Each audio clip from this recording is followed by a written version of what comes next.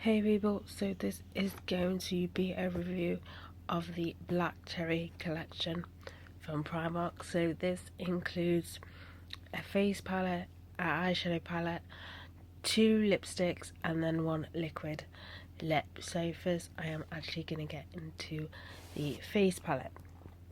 So first off, this is what the packaging looks like. So it's that sort of, is it chrome? Do you call it chrome?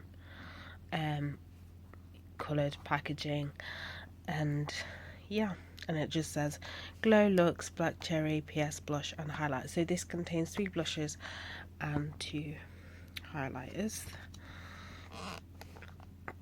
and there we go here. And it has a nice mirror as well. You know me and my palettes, when it comes to mirrors, I'd rather them have a mirror than like a fancy design.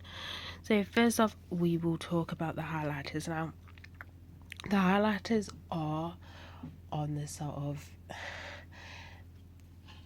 they're not pigmented, but they are more on the subtle side. So with these, I advise, which I usually advise, if you like your highlighters, if you're working with a highlighter that is kind of on the, not like out there, but you prefer your highlighters out there, I do definitely recommend applying those sorts of highlighters with a flat foundation brush, and then obviously you want to subtle down a highlighter, then use a fan brush. But these apply really well onto the cheekbones and wherever you put the highlighter on, and they do last pretty well. Now onto the blushes. What it is when it comes to low end like makeup and stuff like that, you always get it right with the blushes. When I say always get it right, some people don't like it. It is workable. It's just like some people just like to swirl their brush around like loads of times. These guys are really pigmented. You literally just need to tap, like literally just a tap, and then apply it. You do not want to be swirling your brush in this product. You in the blush products, you really don't want to be doing that. They're on the bright side, like pigmented side, especially this colour here. You definitely want to go delicate on the product. But same with the highlighters, they apply really well. As I said, they last. The blushes will last longer than the highlighters. You just don't want to be like going overboard with with your brush. You just want to just tap it in is enough, because they're really pigmented. So it's definitely a thumbs up for this. I really do like this palette. So next on to the eyeshadows. So again, same sort of packaging, but it says Soft Looks and then PS eyeshadow palette. So first off, the palette doesn't open all the way out. I prefer that when it does have a mirror. It just makes life a lot easier. But again, it does have a mirror, which is a good sign. Now these are the colours. Now first off, you get a lot of glitters. You literally only get 5 mattes, which may not suit everyone, and the mattes I feel are not that like diverse in colour, because you've got these 2 mattes which are like kind of nudie colours. You got this baby pink one which is coming across as white, God knows why, and then you got this, again this is coming off as white, but it's like it's like a nudie colour, and then you've got this grey. So that may be mark off for that, because I can do an eye look without any like mattes in the crease. I don't really follow rules, but if you're somebody that obviously does, it's not a good variety of mattes. They're literally all the same sort of shade range. So as I said, these are all of them are glitter, and then you got these ones at the side which are even more glittery. So first off, I'll talk about the mattes. What I found with the matte is that you get a lot of kickback, like a lot of kickback. With all these eyeshadows, you do get a little bit of fallout, but you don't get any kickback with the glittery eyeshadows, only with the matte eyeshadows. But even though you do get a lot of kickback, I find that they apply really well on the eyelids and they blend.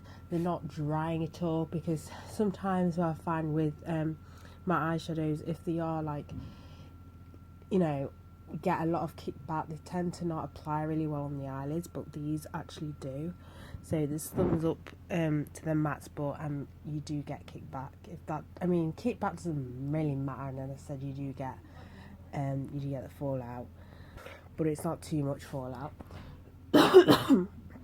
With it lasting on my eyeshadows, on my eyelids, if you're not familiar with this channel, I have oily eyelids. They do last they don't, I would say they're slightly better than average. I do prefer the lasting power in these eyeshadows than the other ones that she did, which was the Alice in Wonderland collection. I do prefer these eyeshadows a lot better. I find they do last a little bit more on my eyelids as well. Obviously, if you've not got oily eyelids, they may last even longer on you, but I have oily eyelids. But overall, it's not a bad palette. As I said, I just wish the mattes were a little bit more like variety instead of being like the same sort of neutral shades. But yeah, so that, again, that's the eyeshadow palette. Now on to the lipstick. So first off, I've got two, I think they only did 2 shades, but I've got one in Hourglass and the other one in Flirt. So first off, the packaging, the lid is magnetic, which is pretty cool. So there's that. Now I've got a big problem with this. I'm gonna compare it with another lipstick. So first I'll show you the colours. So this one is Hourglass, and then this one is the Flirt one. Now, as you can see, the shape, it's not the shape as your normal, average lipstick, which isn't bad because I have got a lipstick, which I'll show you, which is the same sort of shape. The issue I have is because this stick is so big, it makes it so awkward to put the lipstick on and really messy. So usually it takes 30 seconds to apply lipstick. With this, it takes like 2 minutes. It's just really messy, especially when you're trying to get up to the lip line. That's where it goes a little bit messy, and takes a while. If you're gonna go for a shape like this, you need the bullet to be a lot thinner. So this is the Nars Pure Matte lipstick, and you see how it's the same sort of shape. Obviously this one is near gone, but it was literally the same sort of shape where it was flat. Is the bullet needs to be a lot thinner. You can't really have it as that thick. So I do recommend, if you're going to get this, you need a lip brush, because it'll make life a lot easier than actually using the bullet. I forgot to mention, these are velvet matte lipsticks. Now, so first off, which colour is this one? Flirt. Alright, so first off, I found that Flirt was more of a velvet finish than a matte. And then I found not Flirt, and then I found Hourglass to be a lot more matte. Now because these are more of a matte formula, they are a little bit draggy, especially Hourglass, because as I said, that one is more of a matte. So do bear that in mind, that usually anyway when it comes to lipsticks that in a matte formula, they will be draggy on the lips. When it comes to lasting power, they do transfer. So they do transfer, but you don't need to like reapply like constantly, if that makes any sense. It's like a long lasting lipstick that does transfer. So I do like that about him. But the one thing that really does disappoint is the actual product. It's too thick for that design. It needs to be a lot more thinner.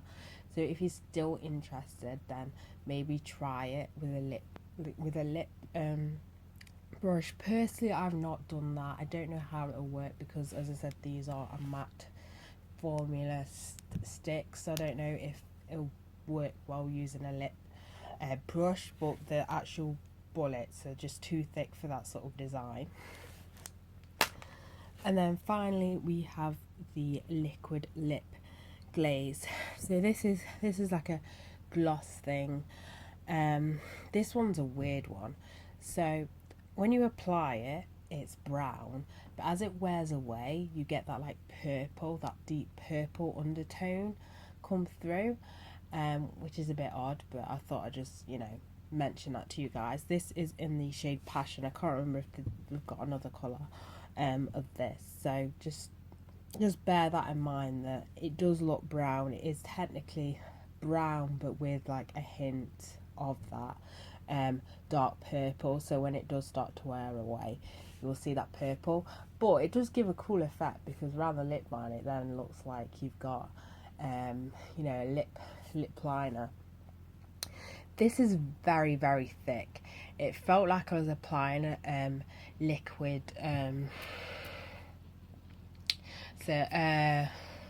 liquid latex. That's how thick it is. It's bearable for me, but I know a lot of people don't like that because it feels a little bit heavy and a bit gloopy on the lips. So if you are a bit fussy when it comes to that, then do bear that in mind.